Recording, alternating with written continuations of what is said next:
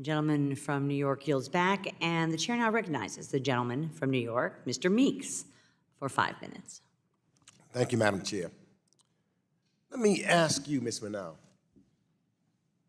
do proxy firms proactively push ESG-related information out to the investors, or is it customary for investors to ask for ESG-related information about a company as part of their established proxy voting policies? Thank you for that question. There is a variety. The clients have different relationships with ISS, and you have some in each of those categories.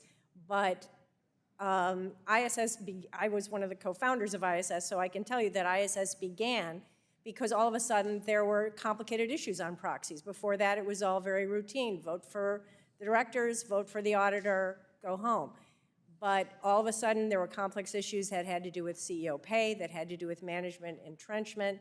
And so when the proxy advisors began, they started addressing those issues. Some will go to ISS and say, here are our policies, please vote according to our policies. Some will say, we will look at your advice and we will evaluate it and decide what we agree with and what we don't agree with.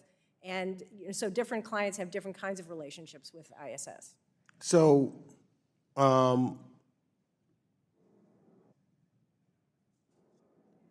would you say then it becomes, if ESG, is it, in asking these questions, is it unnecessary or irrelevant for an investor to ask for different kinds of information? Absolutely, that is required by their obligation as fiduciaries. And just as they get information about buy-sell decisions, they are getting information about voting decisions and then acting on it according to their own policies. So let me make sure that I'm correct. So would it be correct to say that proxy advisors are providing this information in response to a market-driven, investor-driven demand? That is 100% correct. And as I pointed out earlier, presidential candidate Vivek Ramaswamy has now started an anti-ESG proxy advisory service, and anyone who wants to purchase that service can.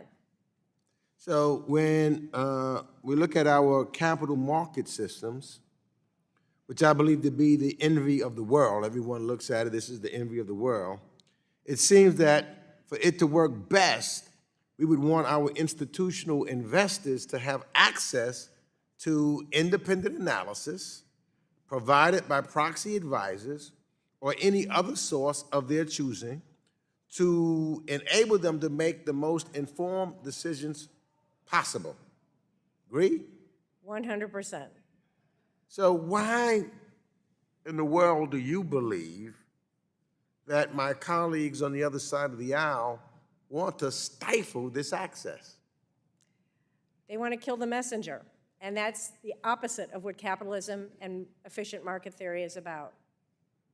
Kill the messenger. I don't understand that. I listened to my other colleagues when they were asking their questions. We are in some weird times here. What about, let me ask this, Ms. Minow.